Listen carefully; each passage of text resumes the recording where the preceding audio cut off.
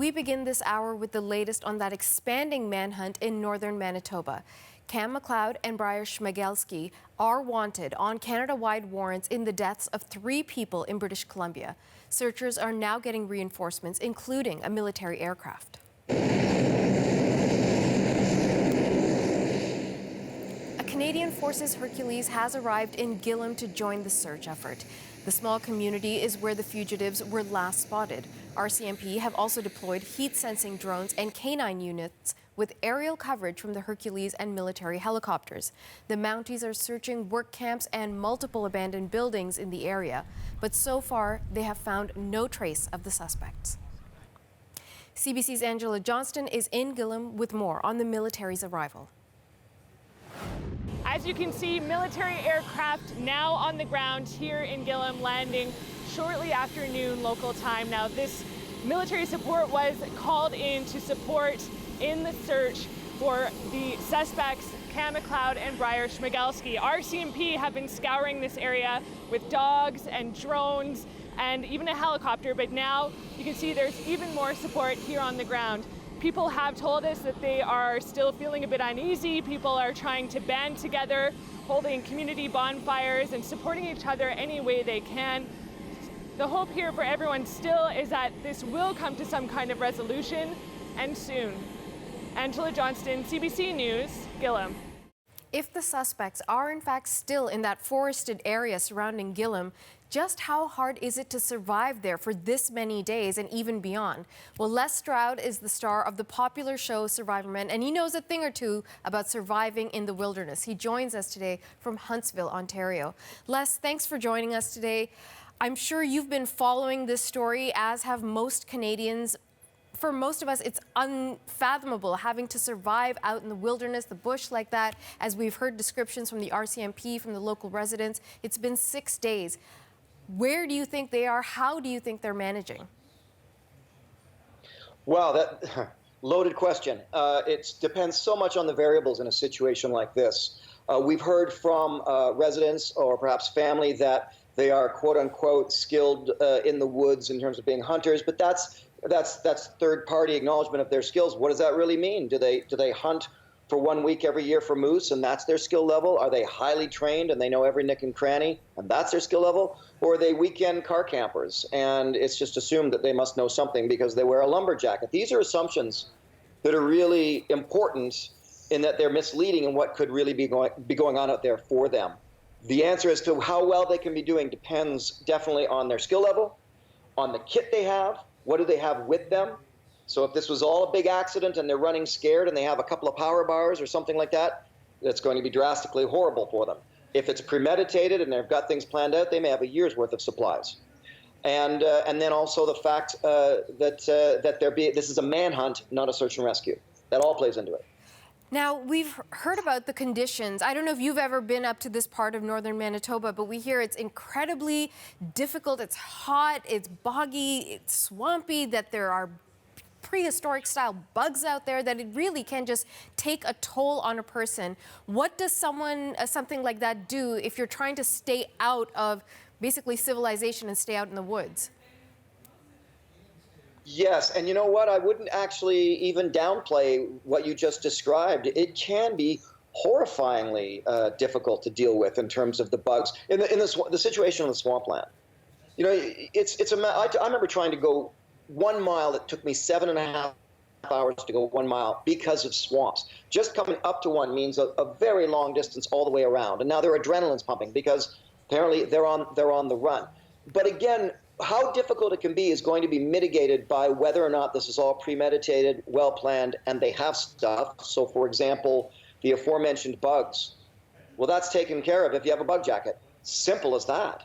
Or if they're running scared, and that's where things are going to get rough. Psychology is going to play heavy into this.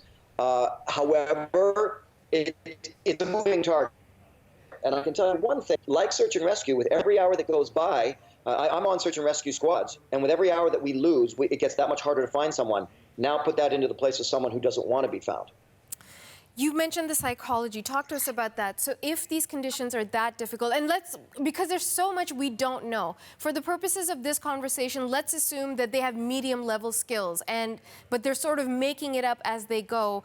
What would happen to two men? We're talking about 18, 19 years old, accused of some very serious crimes out there in the woods. It's been days, limited access to food and water. What happens to one's psychology in an environment like that? Well, first of all, they're 19 and 18 years old. So in essence, we could say they're boys, nearly men, depending on how you want to look at it, depending on their maturity level. So maturity level matters a lot when you're stuck in a very challenging situation with one other individual, and you have a small group dynamics, a two-person set of dynamics. If they're a well-oiled team, they'll play off each other, and they'll go through all the movements they know to do. But they're only 19 and 18, so it's unlikely they're going to be that well-oiled, which means that the other likely situation is more about getting at each other's throats, because something goes wrong, it's his fault. Something else goes wrong, no, it's your fault. And you get that battleground of psychology because they're panicking. There must be panic in their system right now, regardless of whether this is premeditated or one big horrifying accident.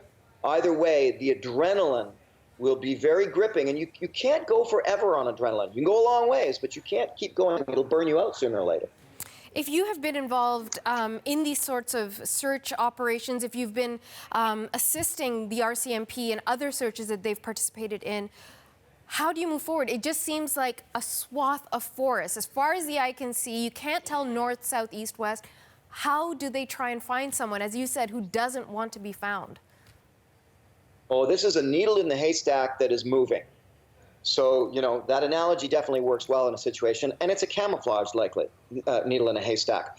I was listening before I came on, and the description of what the RCMP and the OPP and the military, what they have, we can say the drone gear, and the drones and the heat sensing equipment and the planes in the air.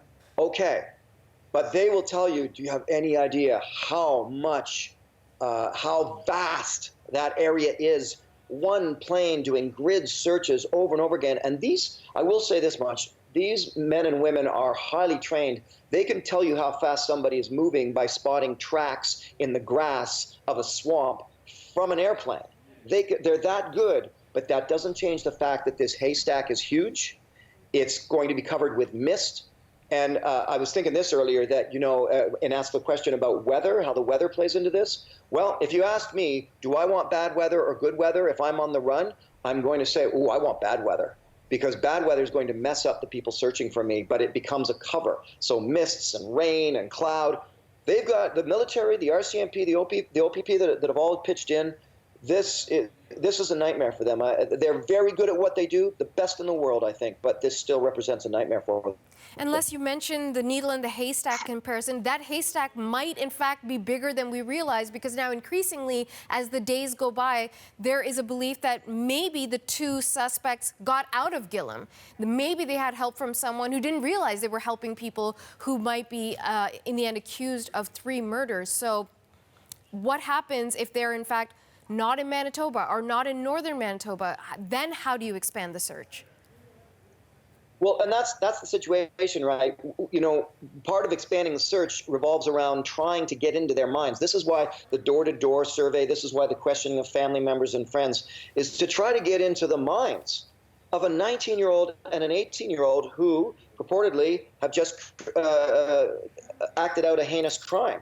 That's a very full of rabbit holes. It's a dark place to try to figure out. So that is a big thing, is they have to figure out the psychology of what's going on with these two young men. Now, as far as the wilderness versus getting out of the wilderness, one thing for sure, I've heard a little bit of bantering about, well, what kind of ways would they survive? They're not going to do that. They're going to break and enter into cabins and take food. They're not building little shelters or anything like that. They're not digging underground trenches. They're stealing canoes and boats and breaking into cottages and cabins. And they may know where all of this is. If I'm them, probably the last thing they want to do is keep pushing forward in the bush, unless they have some kind of immature mentality that thinks this is some kind of movie or some kind of game. And I made the connection a while back about, we remember that I think it was, forgive me if I'm wrong, but I think it was Columbine, where the shooters mimicked the Matrix movie. And so if these individuals, these young men are mimicking, fanciful thoughts of heading off into the wilderness after committing these crimes, they're fooling themselves. And so they will get cold and weak and tired and hungry quickly. And yes, that's when they'll turn to something more familiar. What's more familiar? The streets. So that may be what eventually exposes them. Okay, we'll continue to watch. Les, thanks so much for your time and for your insights. My pleasure. Les Stroud, of course, from the show Survivor Man. He's joined us from Huntsville, Ontario.